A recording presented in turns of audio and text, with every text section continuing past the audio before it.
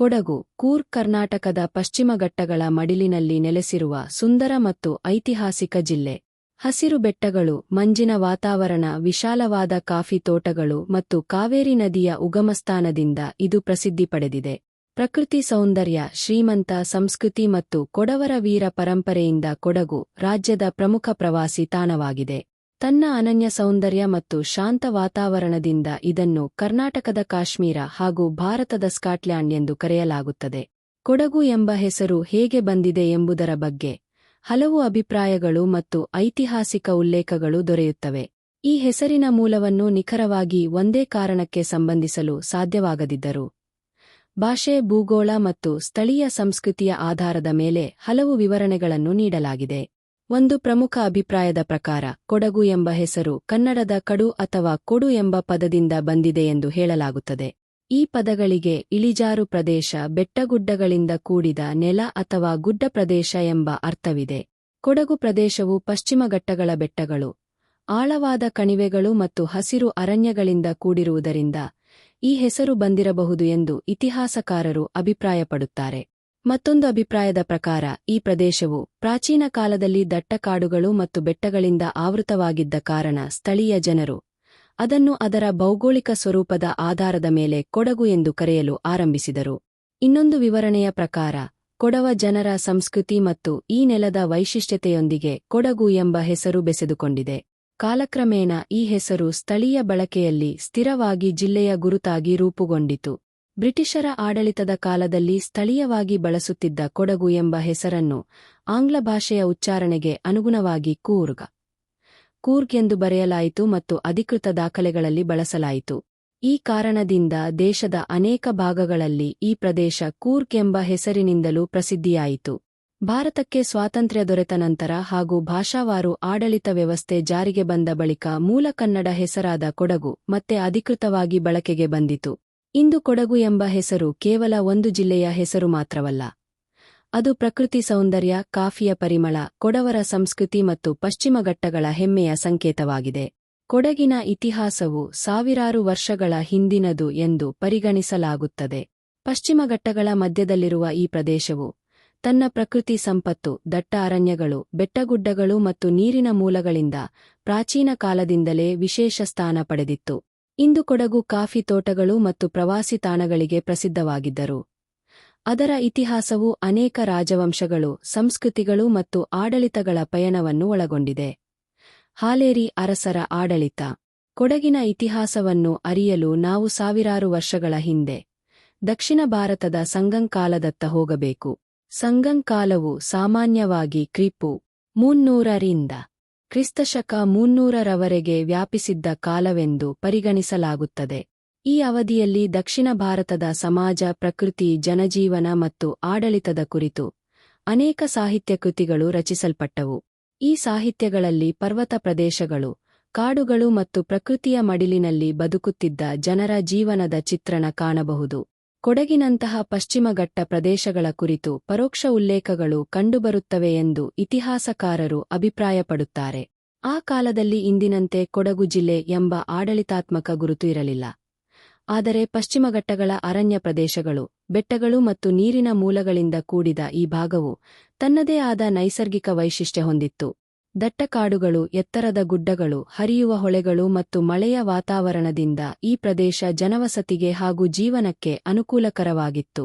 ಸಂಗಂ ಕಾಲದ ಸಮಾಜದಲ್ಲಿ ಪ್ರಕೃತಿಯೊಂದಿಗೆ ಬೆಸೆದುಕೊಂಡ ಜೀವನ ಮುಖ್ಯವಾಗಿತ್ತು. ಕೊಡಗಿನ ಪ್ರದೇಶದಲ್ಲಿದ್ದ ಜನರು ಮುಖ್ಯವಾಗಿ ಅರಣ್ಯ ಮತ್ತು ಕೃಷಿ ಆಧಾರಿತ ಬದುಕನ್ನು ನಡೆಸುತ್ತಿದ್ದರು. ಮಳೆಯ ಮೇಲೆ ಅವಲಂಬಿತ ಕೃಷಿ, ಧಾನ್ಯ ಬೆಳೆಗಳು ಮತ್ತು ಸ್ಥಳೀಯ ಆಹಾರ ಪದ್ಧತಿಗಳು ಅವರ ಜೀವನದ ಭಾಗವಾಗಿದ್ದವು. ಭೂಮಿ ಮತ್ತು ಕಾಡುಗಳನ್ನು ಜೀವನದ ಆಧಾರವೆಂದು ಪರಿಗಣಿಸಲಾಗುತ್ತಿತ್ತು. ಕೃಷಿಯ ಜೊತೆಗೆ ಬೇಟೆಯು ಜೀವನದ ಒಂದು ಭಾಗವಾಗಿತ್ತು. ಅರಣ್ಯ ಪ್ರದೇಶಗಳಲ್ಲಿ ವಾಸಿಸುತ್ತಿದ್ದ ಜನರು ಕಾಡುಪ್ರಾಣಿಗಳನ್ನು ಬೇಟೆಯಾಡಿ ಆಹಾರ ಪಡೆಯುತ್ತಿದ್ದರು.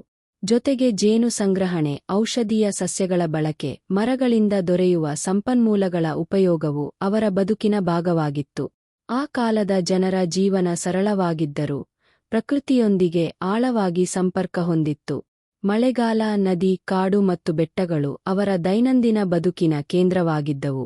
ಸಣ್ಣ ಸಮುದಾಯಗಳಲ್ಲಿ ವಾಸಿಸಿ ಪರಸ್ಪರ ಸಹಕಾರದಿಂದ ಬದುಕುತ್ತಿದ್ದರು. ಸ್ಥಳೀಯ ಆಚರಣೆಗಳು ಮತ್ತು ಸಂಪ್ರದಾಯಗಳು ನಿಧಾನವಾಗಿ ರೂಪುಗೊಳ್ಳುತ್ತಿದ್ದವು. ಬೆಟ್ಟ ಪ್ರದೇಶವಾಗಿದ್ದ ಕಾರಣ ಕೊಡಗು ಹೊರಗಿನ ಪ್ರಭಾವದಿಂದ ಕೆಲ ಮಟ್ಟಿಗೆ ದೂರವಿತ್ತು. ಇದೇ ಕಾರಣದಿಂದ ಇಲ್ಲಿ ಜನರು ತಮ್ಮದೇ ಆದ ಜೀವನಶೈಲಿ ಮತ್ತು ಸಂಸ್ಕೃತಿಯನ್ನು ಬೆಳೆಸಿಕೊಂಡರು. ನಂತರದ ಶತಮಾನಗಳಲ್ಲಿ ಅನೇಕ ರಾಜವಂಶಗಳ ಪ್ರಭಾವ ಬಂದರೂ ಪ್ರಕೃತಿ ಮತ್ತು ಸ್ಥಳೀಯ ಪರಂಪರೆ ಕೊಡಗಿನ ಗುರುತಾಗಿ ಉಳಿಯಿತು.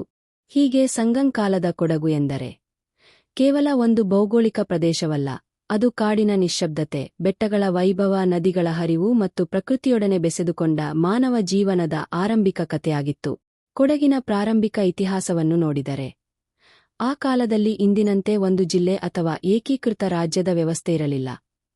ಪಶ್ಚಿಮ ಘಟ್ಟಗಳ ಬೆಟ್ಟಗಳು, ಕಣಿವೆಗಳು ಮತ್ತು ದಟ್ಟ ಅರಣ್ಯಗಳಿಂದ ಆವೃತವಾಗಿದ್ದ ಈ ಪ್ರದೇಶವು ಹಲವು ಸಣ್ಣ ಸಣ್ಣ ಭಾಗಗಳಾಗಿ ವಿಭಜನೆಯಾಗಿತ್ತು. ಪ್ರತಿಯೊಂದು ಭಾಗಕ್ಕೂ ಸ್ಥಳೀಯ ನಾಯಕರು ಅಥವಾ ಪ್ರಾದೇಶಿಕ ಆಡಳಿತಗಾರರು ಇದ್ದು ತಮ್ಮ ಪ್ರದೇಶದ ಜನರ ಜೀವನ, ಭದ್ರತೆ ಮತ್ತು ಸಂಪನ್ಮೂಲಗಳ ನಿರ್ವಹಣೆಯನ್ನು ನೋಡಿಕೊಳ್ಳುತ್ತಿದ್ದರು. ಆ ಕಾಲದಲ್ಲಿ ಆಡಳಿತ ವ್ಯವಸ್ಥೆ ಹೆಚ್ಚು ಸ್ಥಳೀಯ ಸ್ವರೂಪದಲ್ಲಿತ್ತು. ಒಂದು ದೊಡ್ಡ ಅರಸನ ಅಧೀನದಲ್ಲಿರುವ ಬದಲು ಗ್ರಾಮದ ನಾಯಕರು, ಕುಲ ಮುಖ್ಯಸ್ಥರು ಮತ್ತು ಪ್ರಾದೇಶಿಕ ನಾಯಕರು ಜನರ ದೈನಂದಿನ ಸಮಸ್ಯೆಗಳನ್ನು ಪರಿಹರಿಸುತ್ತಿದ್ದರು. ಕೃಷಿ ಭೂಮಿ ಹಂಚಿಕೆ, ನೀರಿನ ಬಳಕೆ, ಕಾಡಿನ ಸಂಪನ್ಮೂಲಗಳ ನಿರ್ವಹಣೆ ಹಾಗೂ ಸ್ಥಳೀಯ ವಿವಾದಗಳ ತೀರ್ಮಾನ ಇವರ ಜವಾಬ್ದಾರಿಯಾಗಿತ್ತು. ಕೊಡಗಿನ ಭೌಗೋಳಿಕ ಸ್ವರೂಪವೇ ಈ ರೀತಿಯ ಆಡಳಿತಕ್ಕೆ ಕಾರಣವಾಗಿತ್ತು. ಎತ್ತರದ ಬೆಟ್ಟಗಳು, ಕಾಡುಗಳು ಮತ್ತು ಕಡಿಮೆ ಸಂಪರ್ಕ ಮಾರ್ಗಗಳಿಂದ ಒಂದು ಪ್ರದೇಶದಿಂದ ಮತ್ತೊಂದು ಪ್ರದೇಶಕ್ಕೆ ಹೋಗುವುದು ಸುಲಭವಾಗಿರಲಿಲ್ಲ. ಇದರಿಂದ ಪ್ರತಿಯೊಂದು ಪ್ರದೇಶವು ತನ್ನದೇ ಆದ ಆಡಳಿತ ಮತ್ತು ಸಾಮಾಜಿಕ ವ್ಯವಸ್ಥೆಯನ್ನು ರೂಪಿಸಿಕೊಂಡಿತು. ಸ್ಥಳೀಯ ಸಮಾಜವು ಮುಖ್ಯವಾಗಿ ಕೃಷಿ ಮತ್ತು ಅರಣ್ಯ ಸಂಪನ್ಮೂಲಗಳ ಮೇಲೆ ಅವಲಂಬಿತವಾಗಿತ್ತು. ಜನರು ಅಕ್ಕಿ, ಸ್ಥಳೀಯ ಬೆಳೆಗಳನ್ನು ಬೆಳೆಯುತ್ತಿದ್ದರು ಮತ್ತು ಕಾಡಿನಿಂದ ಆಹಾರ, ಔಷಧಿ ಹಾಗೂ ಇತರ ಅಗತ್ಯ ವಸ್ತುಗಳನ್ನು ಪಡೆಯುತ್ತಿದ್ದರು. ಸಮುದಾಯದ ಸಹಕಾರದಿಂದ ಕೃಷಿ ಮತ್ತು ದೈನಂದಿನ ಜೀವನ ಸಾಗುತ್ತಿತ್ತು. ಈ ಕಾಲದಲ್ಲಿ ಕುಟುಂಬ ಮತ್ತು ಕುಲ ವ್ಯವಸ್ಥೆಗೆ ಹೆಚ್ಚಿನ ಮಹತ್ವ ಇತ್ತು. ಸಮಾಜದಲ್ಲಿ ಹಿರಿಯರಿಗೆ ಗೌರವವಿದ್ದು ಸಮುದಾಯದ ನಿರ್ಧಾರಗಳನ್ನು ಒಟ್ಟಾಗಿ ತೆಗೆದುಕೊಳ್ಳುವ ಪದ್ಧತಿ ಇತ್ತು. ಮದುವೆ, ಹಬ್ಬ, ಧಾರ್ಮಿಕ ಆಚರಣೆ ಮತ್ತು ಸಾಮಾಜಿಕ ಕಾರ್ಯಕ್ರಮಗಳು ಜನರನ್ನು ಒಗ್ಗೂಡಿಸುತ್ತಿದ್ದವು. ಕೊಡಗಿನ ಬೆಟ್ಟ ಪ್ರದೇಶ ಹೊರಗಿನ ಸಾಮ್ರಾಜ್ಯಗಳಿಗೆ ಸುಲಭವಾಗಿ ತಲುಪಲಾಗದ ಕಾರಣ ಕದಂಬರು, ಗಂಗರು, ಚೋಳರು ಅಥವಾ ಇತರ ರಾಜವಂಶಗಳು ಬಂದಾಗಲೂ ಅವರ ಪ್ರಭಾವ ಹೆಚ್ಚಾಗಿ ಆಡಳಿತಾತ್ಮಕವಾಗಿತ್ತು. ಸ್ಥಳೀಯ ಸಮಾಜ ತನ್ನ ಸಂಸ್ಕೃತಿ ಮತ್ತು ಜೀವನಶೈಲಿಯನ್ನು ಮುಂದುವರಿಸಿತು. ಈ ಪ್ರಾರಂಭಿಕ ವ್ಯವಸ್ಥೆಯೇ ನಂತರ ಕೊಡಗಿನ ವಿಶಿಷ್ಟ ಗುರುತಿಗೆ ಅಡಿಪಾಯವಾಯಿತು. ಸ್ಥಳೀಯ ಆಡಳಿತ, ಪ್ರಕೃತಿಯೊಂದಿಗೆ ಹೊಂದಿಕೊಂಡ ಜೀವನ ಮತ್ತು ಸಮುದಾಯ ಆಧಾರಿತ ವ್ಯವಸ್ಥೆಯು ಮುಂದಿನ ಶತಮಾನಗಳಲ್ಲಿಯೂ ಕೊಡಗಿನ ಸಮಾಜವನ್ನು ಬಲಪಡಿಸಿತು. ಹೀಗೆ ಆರಂಭಿಕ ಕೊಡಗು ಎಂದರೆ ಬೆಟ್ಟಗಳ ಮಧ್ಯೆ ರೂಪುಗೊಂಡ ಸ್ವಾಯತ್ತ ಆಡಳಿತ, ಪ್ರಕೃತಿಯೊಂದಿಗೆ ಬೆಸೆದುಕೊಂಡ ಜೀವನ ಮತ್ತು ಸ್ಥಳೀಯ ಸಮಾಜದ ಬಲವಾದ ನೆಲೆಯಾಗಿತ್ತು. Top of form, bottom of form. ಕ್ರಿಸ್ತಶಕ 4ನೇ ಶತಮಾನದಲ್ಲಿ ದಕ್ಷಿಣ ಭಾರತದ ಇತಿಹಾಸದಲ್ಲಿ ಪ್ರಮುಖ ಸ್ಥಾನ ಪಡೆದ ರಾಜವಂಶಗಳಲ್ಲಿ ಕದಂಬ ರಾಜವಂಶ ಒಂದು. ಕರ್ನಾಟಕದ ಮೊದಲ ಸ್ಥಳೀಯ ಕನ್ನಡ ಆಡಳಿತ ವಂಶಗಳಲ್ಲಿ ಒಂದಾಗಿ ಕದಂಬರು ಪ್ರಸಿದ್ಧರಾಗಿದ್ದಾರೆ. ಅವರ ರಾಜಧಾನಿ ಬನವಾಸಿ ಪ್ರದೇಶವಾಗಿದ್ದು ಅಲ್ಲಿಂದ ಅವರು ತಮ್ಮ ಆಡಳಿತವನ್ನು ದಕ್ಷಿಣ ಭಾರತದ ವಿವಿಧ ಭಾಗಗಳಿಗೆ ವಿಸ್ತರಿಸಿದರು. ಕೊಡಗು ಪ್ರದೇಶವು ಈ ಪ್ರಭಾವದ ವ್ಯಾಪ್ತಿಗೆ ಬಂದ ಪ್ರದೇಶಗಳಲ್ಲಿ ಒಂದಾಗಿದೆ ಎಂದು ಇತಿಹಾಸಕಾರರು ಅಭಿಪ್ರಾಯಪಡುತ್ತಾರೆ. ಕದಂಬರ ಆಡಳಿತಕ್ಕೂ ಮೊದಲು ಅನೇಕ ಪ್ರದೇಶಗಳಲ್ಲಿ ಸ್ಥಳೀಯ ನಾಯಕರು ಮತ್ತು ಸಣ್ಣ ಆಡಳಿತ ವ್ಯವಸ್ಥೆಗಳು ಇದ್ದವು. ಕದಂಬರು ಆಡಳಿತಕ್ಕೆ ಬಂದ ನಂತರ ಹೆಚ್ಚು ಸಂಘಟಿತ ಆಡಳಿತ ಕ್ರಮಗಳು ಬೆಳೆಯಲು ಆರಂಭವಾಯಿತು. ಗ್ರಾಮಗಳನ್ನು ಆಡಳಿತ ಘಟಕಗಳಾಗಿ ಪರಿಗಣಿಸಿ ಭೂಮಿ ತೆರಿಗೆ ಮತ್ತು ಕೃಷಿ ವ್ಯವಸ್ಥೆಗೆ ಹೆಚ್ಚಿನ ಮಹತ್ವ ನೀಡಲಾಯಿತು. ಕೊಡಗು ಪ್ರದೇಶವು ಬೆಟ್ಟ ಮತ್ತು ಕಾಡುಗಳಿಂದ ಕೂಡಿದ್ದ ಕಾರಣ ಇಲ್ಲಿ ನೇರ ಆಡಳಿತವನ್ನು ಸಂಪೂರ್ಣವಾಗಿ ಸ್ಥಾಪಿಸುವುದು ಸುಲಭವಾಗಿರಲಿಲ್ಲ. ಆದರೂ ಕದಂಬರು ಸ್ಥಳೀಯ ನಾಯಕರ ಮೂಲಕ ತಮ್ಮ ಪ್ರಭಾವವನ್ನು ಉಳಿಸಿಕೊಂಡಿರಬಹುದು ಎಂದು ಊಹಿಸಲಾಗುತ್ತದೆ. ಈ ವಿಧಾನದಿಂದ ಸ್ಥಳೀಯ ಸಂಸ್ಕೃತಿಯನ್ನು ಉಳಿಸಿಕೊಂಡು ಆಡಳಿತ ಸಂಬಂಧವನ್ನು ನಿರ್ಮಿಸಲಾಯಿತು. ಕದಂಬರ ಕಾಲದಲ್ಲಿ ಕೃಷಿ ಅಭಿವೃದ್ಧಿಗೆ ಹೆಚ್ಚಿನ ಉತ್ತೇಜನ ದೊರೆಯಿತು. ಮಳೆಯ ಆಧಾರಿತ ಕೃಷಿ, ಭೂಮಿ ಬಳಕೆ ಮತ್ತು ಗ್ರಾಮ ಆಧಾರಿತ ಆರ್ಥಿಕ ವ್ಯವಸ್ಥೆ ಕ್ರಮೇಣ ವಿಸ್ತರಿಸಿತು. ಕೊಡಗಿನಂತಹ ಪ್ರದೇಶಗಳಲ್ಲಿ ಕೃಷಿ ಮತ್ತು ಅರಣ್ಯ ಸಂಪನ್ಮೂಲಗಳ ಮಹತ್ವ ಹೆಚ್ಚಾಯಿತು. ಈ ಅವಧಿಯಲ್ಲಿ ಗ್ರಾಮ ಸಂಘಟನೆಗೂ ಮಹತ್ವ ಸಿಕ್ಕಿತು. ಗ್ರಾಮಗಳ ಆಡಳಿತ, ಜನರ ನಡುವೆ ಸಹಕಾರ ಮತ್ತು ಸ್ಥಳೀಯ ಸಂಪನ್ಮೂಲಗಳ ಬಳಕೆಗೆ ನಿಯಮಿತ ವ್ಯವಸ್ಥೆಗಳು ರೂಪುಗೊಂಡವು. ಆಡಳಿತದ ಜೊತೆಗೆ ಸಾಮಾಜಿಕ ಜೀವನದಲ್ಲಿಯೂ ಸ್ಥಿರತೆ ಕಾಣಿಸತೊಡಗಿತು. ಕದಂಬರು ಕರ್ನಾಟಕದ ಸಂಸ್ಕೃತಿ ಮತ್ತು ಭಾಷೆಯ ಬೆಳವಣಿಗೆಯಲ್ಲಿಯೂ ಪ್ರಮುಖ ಪಾತ್ರವಹಿಸಿದರು. ಕನ್ನಡ ಭಾಷೆಯ ಆಡಳಿತ ಬಳಕೆ ಮತ್ತು ಸ್ಥಳೀಯ ಪರಂಪರೆಗೆ ಉತ್ತೇಜನ ನೀಡಿದ ಮೊದಲ ರಾಜವಂಶಗಳಲ್ಲಿ ಇವರ ಸ್ಥಾನ ವಿಶೇಷವಾಗಿದೆ. ಕೊಡಗು ಪ್ರದೇಶದಲ್ಲಿಯೂ ಈ ಸಾಂಸ್ಕೃತಿಕ ಪ್ರಭಾವ ನಿಧಾನವಾಗಿ ಗೋಚರಿಸಿತು. ಬೆಟ್ಟಗಳ ನಡುವೆ ನೆಲೆಸಿದ್ದ ಕೊಡಗು ತನ್ನ ಸ್ವತಂತ್ರ ಸ್ಥಳೀಯ ಗುರುತನ್ನು ಉಳಿಸಿಕೊಂಡಿದ್ದರು. ಕದಂಬರ ಆಡಳಿತದ ಪ್ರಭಾವದಿಂದ ಕೃಷಿ, ಗ್ರಾಮ ವ್ಯವಸ್ಥೆ ಮತ್ತು ಆಡಳಿತ ಕ್ರಮಗಳಲ್ಲಿ ಕ್ರಮೇಣ ಬದಲಾವಣೆಗಳು ಕಾಣಿಸಿಕೊಂಡವು. ಹೀಗೆ ಕದಂಬರ ಕಾಲವು ಕೊಡಗಿನ ಇತಿಹಾಸದಲ್ಲಿ ಸ್ಥಳೀಯ ಸಮಾಜದಿಂದ ಹೆಚ್ಚು ಸಂಘಟಿತ ಆಡಳಿತ ವ್ಯವಸ್ಥೆಯತ್ತ ಸಾಗಿದ ಆರಂಭಿಕ ಹಂತ ಎಂದು ಪರಿಗಣಿಸಲಾಗುತ್ತದೆ. ಕ್ರಿಸ್ತಶಕ 4ನೇ ಶತಮಾನದಿಂದ ದಕ್ಷಿಣ ಭಾರತದ ರಾಜಕೀಯ ಮತ್ತು ಸಾಂಸ್ಕೃತಿಕ ಬೆಳವಣಿಗೆಯಲ್ಲಿ ಕದಂಬ ರಾಜವಂಶ ಪ್ರಮುಖ ಪಾತ್ರ ವಹಿಸಿತು.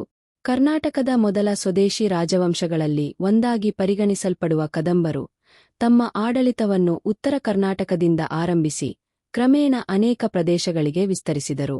ಅವರ ಆಡಳಿತದ ಪ್ರಭಾವ ಪಶ್ಚಿಮ ಘಟ್ಟಗಳ ಭಾಗಗಳಲ್ಲಿಯೂ ಕಂಡುಬಂದಿದ್ದು, ಕೊಡಗು ಪ್ರದೇಶವೂ ಈ ಪ್ರಭಾವದ ವ್ಯಾಪ್ತಿಯಲ್ಲಿ ಸೇರಿದ್ದಿರಬಹುದು ಎಂದು ಇತಿಹಾಸಕಾರರು ಅಭಿಪ್ರಾಯಪಡುತ್ತಾರೆ. ಆ ಕಾಲದಲ್ಲಿ ಕೊಡಗು ಸಂಪೂರ್ಣವಾಗಿ ಸ್ವತಂತ್ರ ರಾಜ್ಯವಾಗಿರಲಿಲ್ಲ. ಬೆಟ್ಟಗಳು, ಕಾಡುಗಳು ಮತ್ತು ಪ್ರತ್ಯೇಕ ಗ್ರಾಮ ಸಮುದಾಯಗಳಿಂದ ಕೂಡಿದ ಈ ಪ್ರದೇಶದಲ್ಲಿ ಸ್ಥಳೀಯ ನಾಯಕರು ಆಡಳಿತ ನಡೆಸುತ್ತಿದ್ದರು. ಕದಂಬರು ಈ ಭಾಗವನ್ನು ನೇರವಾಗಿ ಸಂಪೂರ್ಣ ನಿಯಂತ್ರಿಸುವ ಬದಲು ಸ್ಥಳೀಯ ಆಡಳಿತಗಾರರ ಮೂಲಕ ತಮ್ಮ ಪ್ರಭಾವವನ್ನು ವಿಸ್ತರಿಸಿದ್ದಿರಬಹುದು ಎಂದು ಊಹಿಸಲಾಗಿದೆ. ಕದಂಬರ ಆಡಳಿತದ ಪ್ರಮುಖ ವೈಶಿಷ್ಟ್ಯವೆಂದರೆ ಸಂಘಟಿತ ಆಡಳಿತ ವ್ಯವಸ್ಥೆ. ಗ್ರಾಮಗಳನ್ನು ಆಡಳಿತದ ಮೂಲ ಘಟಕಗಳಾಗಿ ಪರಿಗಣಿಸಿ ಭೂಮಿ ನಿರ್ವಹಣೆ, ತೆರಿಗೆ ವ್ಯವಸ್ಥೆ ಮತ್ತು ಕೃಷಿಗೆ ಉತ್ತೇಜನ ನೀಡಲಾಯಿತು. ಇದರಿಂದ ಗ್ರಾಮೀಣ ಪ್ರದೇಶಗಳಲ್ಲಿ ಆರ್ಥಿಕ ಚಟುವಟಿಕೆಗಳು ಹೆಚ್ಚಾಗಲು ಅವಕಾಶ ದೊರೆಯಿತು. ಕೊಡಗಿನಂತಹ ಮಳೆ ಆಧಾರಿತ ಪ್ರದೇಶಗಳಲ್ಲಿ ಕೃಷಿಯ ಬೆಳವಣಿಗೆಗೆ ಹೆಚ್ಚಿನ ಗಮನ ನೀಡಲಾಯಿತು. ಜನರು ಅಕ್ಕಿ ಮತ್ತು ಸ್ಥಳೀಯ ಬೆಳೆಗಳನ್ನು ಬೆಳೆಯುತ್ತಿದ್ದರು. ಅರಣ್ಯ ಸಂಪನ್ಮೂಲಗಳ ಬಳಕೆಯು ಜೀವನದ ಪ್ರಮುಖ ಭಾಗವಾಗಿತ್ತು. ಕೃಷಿಯೊಂದಿಗೆ ಗ್ರಾಮ ಆಧಾರಿತ ಜೀವನ ಹೆಚ್ಚು ಸ್ಥಿರವಾಗತೊಡಗಿತು. ಕದಂಬರ ಕಾಲದಲ್ಲಿ ಗ್ರಾಮಗಳ ಸಾಮಾಜಿಕ ವ್ಯವಸ್ಥೆಯೂ ಬಲವತ್ತಾಯಿತು. ಸ್ಥಳೀಯ ನಾಯಕರು ಜನರ ಸಮಸ್ಯೆಗಳನ್ನು ಪರಿಹರಿಸುವುದು, ಸಂಪನ್ಮೂಲಗಳ ಹಂಚಿಕೆ ಮತ್ತು ಶಾಂತಿ ಕಾಪಾಡುವ ಜವಾಬ್ದಾರಿಯನ್ನು ನಿರ್ವಹಿಸುತ್ತಿದ್ದರು. ಇದರಿಂದ ಬೆಟ್ಟ ಪ್ರದೇಶಗಳಲ್ಲಿಯೂ ಆಡಳಿತ ಕ್ರಮೇಣ ವ್ಯವಸ್ಥಿತ ರೂಪ ಪಡೆಯಿತು. ಕದಂಬರು ಕರ್ನಾಟಕದ ಸಂಸ್ಕೃತಿ ಮತ್ತು ಭಾಷೆಯ ಬೆಳವಣಿಗೆಯಲ್ಲಿಯೂ ಮಹತ್ವದ ಪಾತ್ರವಹಿಸಿದರು. ಕನ್ನಡ ಭಾಷೆಗೆ ಆಡಳಿತ ಮಟ್ಟದಲ್ಲಿ ಸ್ಥಾನ ನೀಡಿದ ಆರಂಭಿಕ ರಾಜವಂಶಗಳಲ್ಲಿ ಕದಂಬರ ಹೆಸರು ಪ್ರಮುಖವಾಗಿದೆ. ಇದರ ಪರಿಣಾಮವಾಗಿ ಸ್ಥಳೀಯ ಸಂಸ್ಕೃತಿ ಮತ್ತು ಆಡಳಿತ ಪರಂಪರೆಗಳು ಮತ್ತಷ್ಟು ಬಲಗೊಂಡವು. ಕೊಡಗು ತನ್ನ ಭೌಗೋಳಿಕ ವೈಶಿಷ್ಟ್ಯದಿಂದ ಸ್ವತಂತ್ರ ಗುರುತನ್ನು ಉಳಿಸಿಕೊಂಡಿದ್ದರು. ಕದಂಬರ ಆಡಳಿತದ ಪ್ರಭಾವದಿಂದ ಕೃಷಿ, ಆಡಳಿತ ಮತ್ತು ಗ್ರಾಮ ಸಂಘಟನೆಗಳಲ್ಲಿ ಅಭಿವೃದ್ಧಿಯ ಅಡಿಪಾಯ ನಿರ್ಮಾಣವಾಯಿತು. ಹೀಗೆ ಕದಂಬರ ಕಾಲವು ಕೊಡಗಿನ ಇತಿಹಾಸದಲ್ಲಿ ಸ್ಥಳೀಯ ಜೀವನದಿಂದ ಸಂಘಟಿತ ಆಡಳಿತ ಮತ್ತು ಅಭಿವೃದ್ಧಿಯತ್ತ ಸಾಗಿದ ಆರಂಭಿಕ ಹಂತ ಎಂದು ಪರಿಗಣಿಸಲಾಗುತ್ತದೆ. ಕದಂಬರ ನಂತರ ದಕ್ಷಿಣ ಕರ್ನಾಟಕದ ಹಲವಾರು ಭಾಗಗಳ ಮೇಲೆ ತಮ್ಮ ಪ್ರಭಾವವನ್ನು ವಿಸ್ತರಿಸಿದ ಪ್ರಮುಖ ರಾಜವಂಶವೆಂದರೆ ಪಶ್ಚಿಮ ಗಂಗಾ ರಾಜವಂಶ. ಸುಮಾರು ಕ್ರಿಸ್ತಶಕ 4ನೇ ಶತಮಾನದಿಂದ 10ನೇ ಶತಮಾನದವರೆಗೆ ಗಂಗರು ದಕ್ಷಿಣ ಕರ್ನಾಟಕದ ಪ್ರಮುಖ ಆಡಳಿತಗಾರರಾಗಿದ್ದರು. ಅವರ ಆಡಳಿತದ ಪ್ರಭಾವ ಮೈಸೂರು ಪ್ರದೇಶದ ಜೊತೆಗೆ ಪಶ್ಚಿಮ ಘಟ್ಟಗಳ ಭಾಗಗಳಲ್ಲಿಯೂ ಕಂಡುಬಂದಿದ್ದು, ಕೊಡಗು ಪ್ರದೇಶವು ಈ ಸಾಂಸ್ಕೃತಿಕ ಮತ್ತು ಆಡಳಿತಾತ್ಮಕ ಪ್ರಭಾವಕ್ಕೆ ಒಳಪಟ್ಟಿತೆಂದು ಇತಿಹಾಸಕಾರರು ಅಭಿಪ್ರಾಯಪಡುತ್ತಾರೆ. ಗಂಗರ ಆಡಳಿತದ ಸಮಯದಲ್ಲಿ ಕೊಡಗು ಇನ್ನೂ ಬೆಟ್ಟಗಳು, ಕಾಡುಗಳು ಮತ್ತು ಸಣ್ಣ ಗ್ರಾಮ ಸಮುದಾಯಗಳಿಂದ ಕೂಡಿದ ಪ್ರದೇಶವಾಗಿತ್ತು. ಈ ಭಾಗವನ್ನು ಸಂಪೂರ್ಣ ನೇರ ಆಡಳಿತದ ಅಡಿಯಲ್ಲಿ ತರುವ ಬದಲು ಸ್ಥಳೀಯ ನಾಯಕರ ಮೂಲಕ ಆಡಳಿತ ವ್ಯವಸ್ಥೆಯನ್ನು ಮುಂದುವರಿಸುವ ಪದ್ಧತಿ ಕಂಡುಬಂತು. ಇದರಿಂದ ಸ್ಥಳೀಯ ಜನರ ಜೀವನಶೈಲಿ ಮತ್ತು ಪರಂಪರೆ ಉಳಿಯುವುದರ ಜೊತೆಗೆ ಆಡಳಿತದ ಪ್ರಭಾವವೂ ಬೆಳೆಯಿತು. ಗಂಗರ ಕಾಲದಲ್ಲಿ ಗ್ರಾಮೀಣ ಆಡಳಿತಕ್ಕೆ ವಿಶೇಷ ಮಹತ್ವ ನೀಡಲಾಯಿತು. ಗ್ರಾಮಗಳನ್ನು ಆಡಳಿತ ಮತ್ತು ಆರ್ಥಿಕ ಚಟುವಟಿಕೆಗಳ ಕೇಂದ್ರವಾಗಿ ಅಭಿವೃದ್ಧಿಪಡಿಸಲಾಯಿತು. ಸ್ಥಳೀಯ ನಾಯಕರು ಮತ್ತು ಗ್ರಾಮ ಮುಖ್ಯಸ್ಥರು ತೆರಿಗೆ ಸಂಗ್ರಹಣೆ, ಕೃಷಿ ಭೂಮಿಯ ನಿರ್ವಹಣೆ ಹಾಗೂ ಸಾರ್ವಜನಿಕ ವ್ಯವಸ್ಥೆಯನ್ನು ನೋಡಿಕೊಳ್ಳುತ್ತಿದ್ದರು. ಕೃಷಿ ಈ ಕಾಲದಲ್ಲಿ ಪ್ರಮುಖ ಜೀವನಾಧಾರವಾಗಿತ್ತು. ಮಳೆಯ ಆಧಾರಿತ ಕೃಷಿಯ ಜೊತೆಗೆ ಭೂಮಿ ಬಳಕೆಯನ್ನು ಹೆಚ್ಚು ವ್ಯವಸ್ಥಿತಗೊಳಿಸಲು ಪ್ರಯತ್ನಗಳು ನಡೆದವು. ಅಕ್ಕಿ ಮತ್ತು ಸ್ಥಳೀಯ ಬೆಳೆಗಳ ಉತ್ಪಾದನೆಗೆ ಉತ್ತೇಜನ ದೊರೆಯಿತು. ಜನರು ಕೃಷಿಯೊಂದಿಗೆ ಪಶುಸಂಗೋಪನೆ ಮತ್ತು ಅರಣ್ಯ ಸಂಪನ್ಮೂಲಗಳ ಮೇಲೂ ಅವಲಂಬಿತರಾಗಿದ್ದರು. ಗಂಗರ ಆಡಳಿತದ ಇನ್ನೊಂದು ಪ್ರಮುಖ ಕೊಡುಗೆಯೆಂದರೆ ದೇವಾಲಯ ಮತ್ತು ಧಾರ್ಮಿಕ ಜೀವನದ ಬೆಳವಣಿಗೆ. ದೇವಾಲಯಗಳು ಕೇವಲ ಪೂಜೆಯ ಸ್ಥಳಗಳಾಗಿರಲಿಲ್ಲ. ಅವು ಶಿಕ್ಷಣ, ಸಾಮಾಜಿಕ ಚಟುವಟಿಕೆ ಮತ್ತು ಸ್ಥಳೀಯ ಆಡಳಿತದ ಕೇಂದ್ರಗಳಾಗಿಯೂ ಕಾರ್ಯನಿರ್ವಹಿಸುತ್ತಿದ್ದವು. ಈ ಕಾಲದಲ್ಲಿ ಅನೇಕ ಧಾರ್ಮಿಕ ಆಚರಣೆಗಳು ಮತ್ತು ಸ್ಥಳೀಯ ಸಂಪ್ರದಾಯಗಳು ಮತ್ತಷ್ಟು ಬಲಗೊಂಡವು. ಗಂಗರು ಕಲೆ, ವಾಸ್ತುಶಿಲ್ಪ ಮತ್ತು ಸಂಸ್ಕೃತಿಯ ಬೆಳವಣಿಗೆಗೂ ಉತ್ತೇಜನ ನೀಡಿದರು. ಸ್ಥಳೀಯ ಭಾಷೆ, ಆಚರಣೆಗಳು ಮತ್ತು ಸಮುದಾಯ ಜೀವನಕ್ಕೆ ಮಹತ್ವ ಸಿಕ್ಕಿತು. ಕೊಡಗಿನಂತಹ ಪ್ರದೇಶಗಳಲ್ಲಿ ಜನರು ತಮ್ಮ ಸಂಸ್ಕೃತಿಯನ್ನು ಉಳಿಸಿಕೊಂಡು ಹೊರಗಿನ ಆಡಳಿತದ ಪ್ರಭಾವವನ್ನು ಸ್ವೀಕರಿಸಿದರು. ಬೆಟ್ಟ ಪ್ರದೇಶವಾಗಿದ್ದ ಕೊಡಗು ತನ್ನ ಸ್ವಾಭಾವಿಕ ವೈಶಿಷ್ಟ್ಯವನ್ನು ಉಳಿಸಿಕೊಂಡಿದ್ದರು. ಗಂಗರ ಕಾಲದಲ್ಲಿ ಗ್ರಾಮ ಸಂಘಟನೆ, ಕೃಷಿ ಅಭಿವೃದ್ಧಿ ಮತ್ತು ಸಾಮಾಜಿಕ ಸ್ಥಿರತೆ ಹೆಚ್ಚಾಯಿತು. ಈ ಕಾಲದಲ್ಲಿ ನಿರ್ಮಾಣವಾದ ಗ್ರಾಮೀಣ ಜೀವನದ ಅಡಿಪಾಯ ಮುಂದಿನ ರಾಜವಂಶಗಳ ಕಾಲದಲ್ಲಿಯೂ ಮುಂದುವರಿಯಿತು. ಹೀಗೆ ಗಂಗರ ಆಡಳಿತವು ಕೊಡಗಿನ ಇತಿಹಾಸದಲ್ಲಿ ಗ್ರಾಮೀಣ ಅಭಿವೃದ್ಧಿ, ಕೃಷಿ ಪ್ರಗತಿ, ದೇವಾಲಯ ಸಂಸ್ಕೃತಿ ಮತ್ತು ಸ್ಥಳೀಯ ಸಮಾಜದ ಬಲವರ್ಧನೆಯ ಕಾಲ ಎಂದು ಪರಿಗಣಿಸಲಾಗುತ್ತದೆ. ದಕ್ಷಿಣ ಭಾರತದ ಇತಿಹಾಸದಲ್ಲಿ ಅತ್ಯಂತ ಶಕ್ತಿಶಾಲಿ ಮತ್ತು ಪ್ರಸಿದ್ಧ ರಾಜವಂಶಗಳಲ್ಲಿ ಚೋಳ ರಾಜವಂಶ ಪ್ರಮುಖ ಸ್ಥಾನ ಹೊಂದಿದೆ. ಸುಮಾರು ಕ್ರಿಸ್ತಶಕ 9ನೇ ಶತಮಾನದಿಂದ 13ನೇ ಶತಮಾನದವರೆಗೆ ಚೋಳರು ದಕ್ಷಿಣ ಭಾರತದ ಅನೇಕ ಪ್ರದೇಶಗಳಲ್ಲಿ ತಮ್ಮ ಸಾಮ್ರಾಜ್ಯವನ್ನು ವಿಸ್ತರಿಸಿದರು. ತಮಿಳುನಾಡನ್ನು ಕೇಂದ್ರವಾಗಿಸಿಕೊಂಡಿದ್ದ ಚೋಳರ ಪ್ರಭಾವ ಕರ್ನಾಟಕದ ಕೆಲವು ಭಾಗಗಳಿಗೂ ಹರಡಿದ್ದು, ಪಶ್ಚಿಮಘಟ್ಟ ಪ್ರದೇಶವಾದ ಕೊಡಗು ಕೂಡ ಅವರ ಆಡಳಿತಾತ್ಮಕ ಮತ್ತು ಸಾಂಸ್ಕೃತಿಕ ಪ್ರಭಾವಕ್ಕೆ ಒಳಪಟ್ಟಿತೆಂದು ಇತಿಹಾಸಕಾರರು ಅಭಿಪ್ರಾಯಪಡುತ್ತಾರೆ. ಚೋಳರ ಕಾಲದಲ್ಲಿ ಕೊಡಗು ತನ್ನ ಬೆಟ್ಟಗಳು, ಕಾಡುಗಳು ಮತ್ತು ನೈಸರ್ಗಿಕ ಸಂಪತ್ತಿನಿಂದ ಪ್ರಸಿದ್ಧವಾಗಿತ್ತು. ಈ ಪ್ರದೇಶವು ತಂತ್ರಾತ್ಮಕವಾಗಿ ಮಹತ್ವದ್ದಾಗಿದ್ದು, ಪಶ್ಚಿಮ ಭಾಗಗಳ ಸಂಪರ್ಕ ಮತ್ತು ವ್ಯಾಪಾರ ಮಾರ್ಗಗಳ ದೃಷ್ಟಿಯಿಂದ ವಿಶೇಷ ಸ್ಥಾನ ಹೊಂದಿತ್ತು. ಚೋಳರು ತಮ್ಮ ಸಾಮ್ರಾಜ್ಯವನ್ನು ಬಲಪಡಿಸುವ ಉದ್ದೇಶದಿಂದ ಇಂತಹ ಪ್ರದೇಶಗಳ ಮೇಲೂ ಪ್ರಭಾವ ಸಾಧಿಸಲು ಪ್ರಯತ್ನಿಸಿದರು. ಚೋಳರ ಆಡಳಿತದಲ್ಲಿ ಸಂಘಟಿತ ಆಡಳಿತ ವ್ಯವಸ್ಥೆಗೆ ಹೆಚ್ಚಿನ ಮಹತ್ವ ನೀಡಲಾಯಿತು. ಭೂಮಿ ಅಳತೆ, ತೆರಿಗೆ ವ್ಯವಸ್ಥೆ ಮತ್ತು ಆಡಳಿತ ವಿಭಾಗಗಳನ್ನು ಹೆಚ್ಚು ಕ್ರಮಬದ್ಧಗೊಳಿಸಲಾಯಿತು. ಕೊಡಗಿನಂತಹ ಪ್ರದೇಶಗಳಲ್ಲಿ ಸ್ಥಳೀಯ ನಾಯಕರ ಸಹಕಾರದೊಂದಿಗೆ ಆಡಳಿತ ಮುಂದುವರಿಯುತ್ತಿತ್ತು. ಈ ಅವಧಿಯಲ್ಲಿ ವ್ಯಾಪಾರ ಚಟುವಟಿಕೆಗಳು ಹೆಚ್ಚಾದವು ಎಂದು ಇತಿಹಾಸದಲ್ಲಿ ಉಲ್ಲೇಖಿಸಲಾಗಿದೆ. ಬೆಟ್ಟ ಪ್ರದೇಶಗಳಿಂದ ದೊರೆಯುತ್ತಿದ್ದ ಅರಣ್ಯ ಸಂಪತ್ತು, ಕೃಷಿ ಉತ್ಪನ್ನಗಳು ಮತ್ತು ಸ್ಥಳೀಯ ಸಂಪನ್ಮೂಲಗಳು ಇತರೆ ಪ್ರದೇಶಗಳೊಂದಿಗೆ ವಿನಿಮಯವಾಗುತ್ತಿದ್ದವು. ಇದರಿಂದ ಸ್ಥಳೀಯ ಆರ್ಥಿಕತೆಯ ಬೆಳವಣಿಗೆಗೆ ಅವಕಾಶ ದೊರೆಯಿತು. ಚೋಳರ ಕಾಲದ ಮತ್ತೊಂದು ಪ್ರಮುಖ ಅಂಶವೆಂದರೆ ರಸ್ತೆ ಮತ್ತು ಸಂಪರ್ಕ ವ್ಯವಸ್ಥೆಯ ಸುಧಾರಣೆ. ಬೆಟ್ಟ ಪ್ರದೇಶಗಳಲ್ಲಿಯೂ ವ್ಯಾಪಾರ ಮತ್ತು ಆಡಳಿತ ಸುಗಮವಾಗಲು ಮಾರ್ಗಗಳನ್ನು ಅಭಿವೃದ್ಧಿಪಡಿಸುವ ಪ್ರಯತ್ನಗಳು ನಡೆದವು. ಇದರಿಂದ ಪ್ರದೇಶಗಳ ನಡುವಿನ ಸಂಪರ್ಕ ಹೆಚ್ಚಾಗಿ ಜನರ ಸಂಚಾರ ಮತ್ತು ವ್ಯಾಪಾರಕ್ಕೆ ಅನುಕೂಲವಾಯಿತು. ಕೃಷಿಗೂ ಈ ಕಾಲದಲ್ಲಿ ಉತ್ತೇಜನ ದೊರೆಯಿತು. ಭೂಮಿಯ ಬಳಕೆ ಮತ್ತು ಉತ್ಪಾದನೆಗೆ ಹೆಚ್ಚಿನ ಗಮನ ನೀಡಲಾಯಿತು. ಗ್ರಾಮಗಳನ್ನು ಆರ್ಥಿಕ ಚಟುವಟಿಕೆಗಳ ಕೇಂದ್ರವಾಗಿ ಬೆಳೆಸಲಾಯಿತು. ಧಾರ್ಮಿಕ ಮತ್ತು ಸಾಂಸ್ಕೃತಿಕ ಕ್ಷೇತ್ರದಲ್ಲಿಯೂ ಚೋಳರ ಪ್ರಭಾವ ಕಂಡುಬಂತು.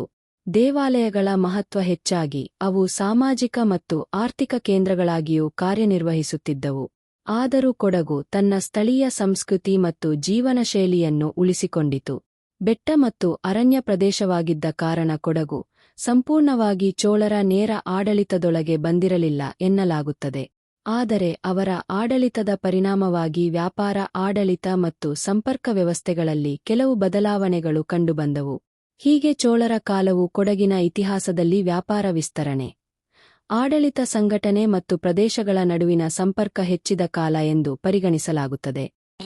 ಕ್ರಿಸ್ತಶಕ 11ನೇ ಶತಮಾನದಿಂದ 14ನೇ ಶತಮಾನದವರೆಗೆ ದಕ್ಷಿಣ ಭಾರತದ ಇತಿಹಾಸದಲ್ಲಿ ಹೊಯ್ಸಳ ರಾಜವಂಶ ಪ್ರಮುಖ ಆಡಳಿತ ಶಕ್ತಿಯಾಗಿ ಬೆಳೆಯಿತು.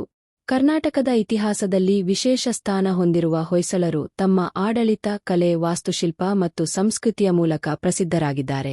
ಅವರ ಪ್ರಭಾವ ದಕ್ಷಿಣ ಕರ್ನಾಟಕದ ಅನೇಕ ಭಾಗಗಳ ಮೇಲೆ ವಿಸ್ತರಿಸಿದಂತೆ ಪಶ್ಚಿಮ ಘಟ್ಟಗಳ ಪ್ರದೇಶವಾದ ಕೊಡಗಿನ ಮೇಲೆಯೂ ಕಂಡುಬಂದಿತು.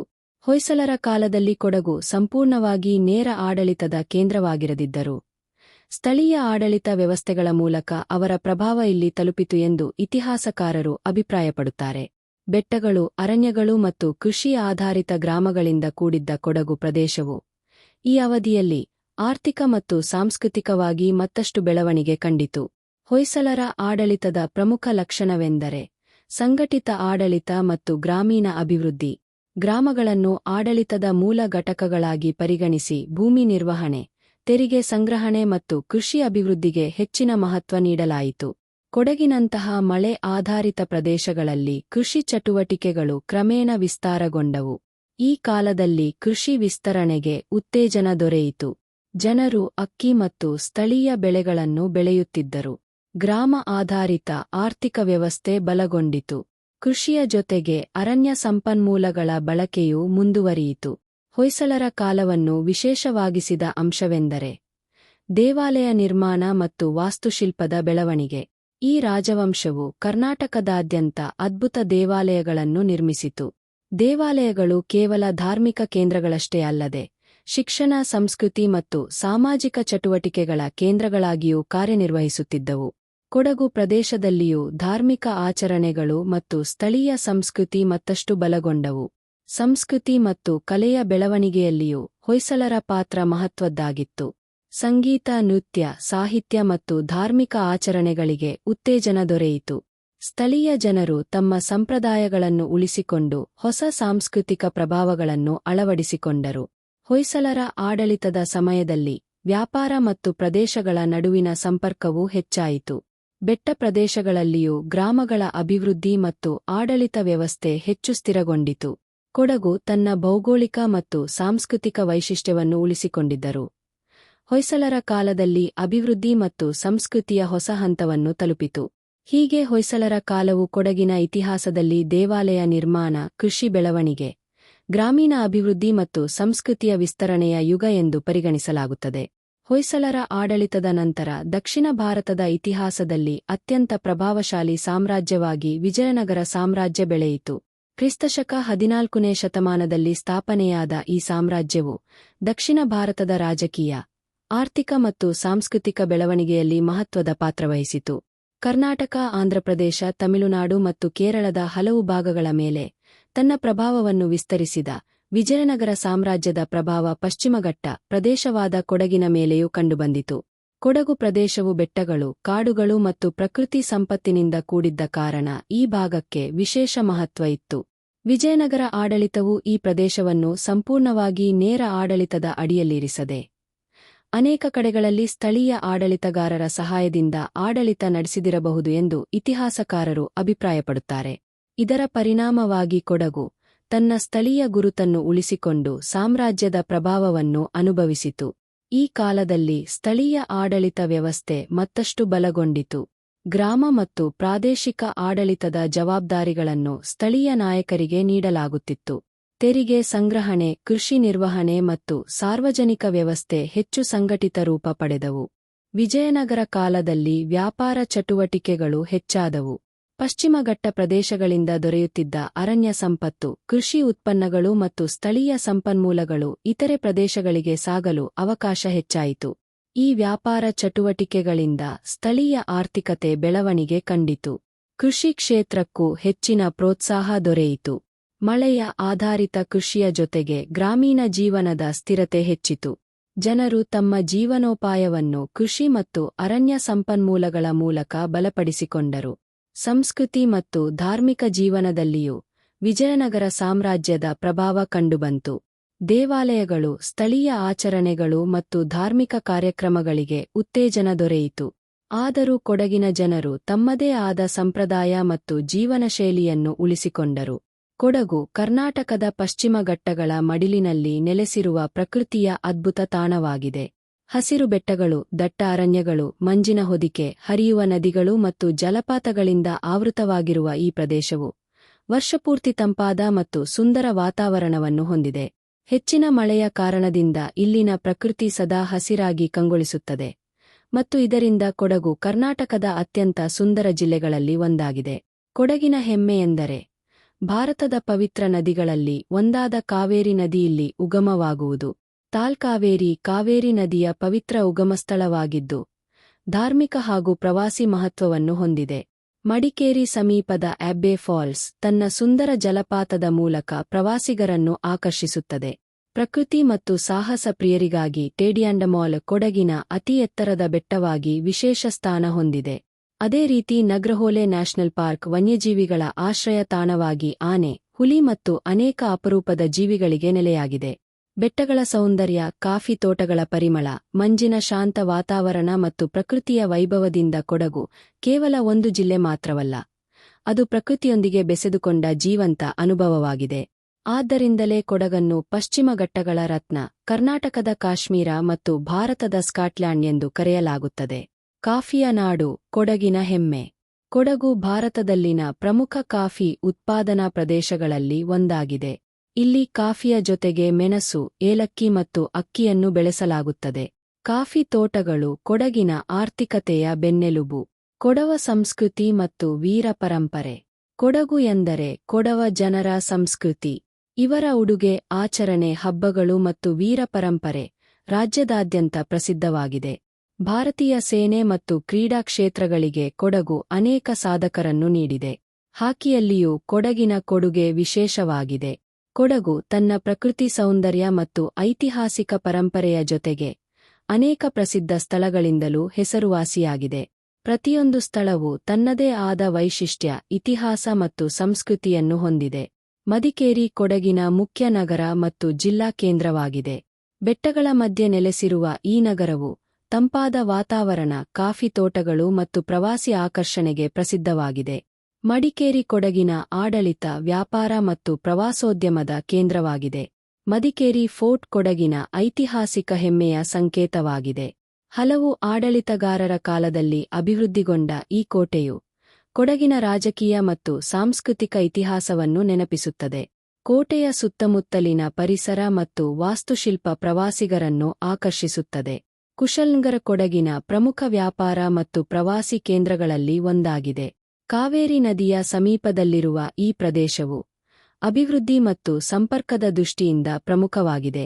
ವಿರಾಜಪೇಟ ಕೊಡಗಿನ ಪ್ರಮುಖ ಪಟ್ಟಣಗಳಲ್ಲಿ ಒಂದಾಗಿದ್ದು ಕಾಫಿ ತೋಟಗಳು, ಕೃಷಿ ಮತ್ತು ಸಾಂಪ್ರದಾಯಿಕ ಜೀವನಶೈಲಿಗೆ ಪ್ರಸಿದ್ಧವಾಗಿದೆ. ಕೊಡಗಿನ ಸಂಸ್ಕೃತಿಯ ಸೊಗಡನ್ನು ಇಲ್ಲಿ ಅನುಭವಿಸಬಹುದು. ಸೋಮವಾರಪೇಟ್ ಪ್ರಕೃತಿ ಸೌಂದರ್ಯ ಮತ್ತು ಕೃಷಿ ಆಧಾರಿತ ಜೀವನಕ್ಕೆ ಹೆಸರುವಾಸಿಯಾದ ಪ್ರದೇಶವಾಗಿದೆ. ಹಸಿರು ಪರಿಸರ ಮತ್ತು ಬೆಟ್ಟಗಳ ನಡುವೆ ನೆಲೆಸಿರುವ ಈ ಸ್ಥಳವು ಕೊಡಗಿನ ನೈಸರ್ಗಿಕ ಸೊಬಗನ್ನು ಪ್ರತಿಬಿಂಬಿಸುತ್ತದೆ.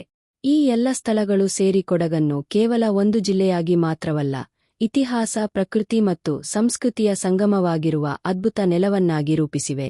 ಮಂಜಿನ ಹೊದಿಕೆಯ ಬೆಟ್ಟಗಳು, ಹಸಿರು ಕಾಡುಗಳು, ಕಾಫಿ ತೋಟಗಳ ಪರಿಮಳ, ಪವಿತ್ರ ಕಾವೇರಿ ನದಿಯ ಉಗಮಸ್ಥಾನ ಮತ್ತು ಕೊಡವರ ವೀರ ಪರಂಪರೆ ಇವೆಲ್ಲವೂ ಒಂದಾಗಿ ಸೇರಿರುವ ಅದ್ಭುತ ನೆಲವೇ ನಮ್ಮ ಕೊಡಗು. ಪ್ರಕೃತಿಯ ಸೊಬಗು, ಸಂಸ್ಕೃತಿಯ ಶ್ರೀಮಂತಿಕೆ ಮತ್ತು ಇತಿಹಾಸದ ಹೆಮ್ಮೆ ಒಂದೇ ಸ್ಥಳದಲ್ಲಿ ಜೀವಂತವಾಗಿರುವ ಈ ನೆಲ ಕರ್ನಾಟಕದ ಅಮೂಲ್ಯ ರತ್ನವಾಗಿದೆ. ಬೆಟ್ಟಗಳ ಶಾಂತಿ, ಮಳೆಯ ಸೊಬಗು ಮತ್ತು ಜನರ ಆತಿಥ್ಯದಿಂದ ಮನಸೆಳೆಯುವ ಕೊಡಗು ಕೇವಲ ಒಂದು ಜಿಲ್ಲೆಯಲ್ಲ, ಅದು ಪ್ರಕೃತಿ ಮತ್ತು ಪರಂಪರೆಯ ಅನುಭವವಾಗಿದೆ. ಹಸಿರಿನ ಸಿರಿ, ಕಾವೇರಿಯ ಪಾವಿತ್ರ್ಯ ಮತ್ತು ವೀರರ ಹೆಮ್ಮೆ ಒಂದಾಗಿ ಬೆರೆತ ನೆಲವೇ ನಮ್ಮ ಕೊಡಗು.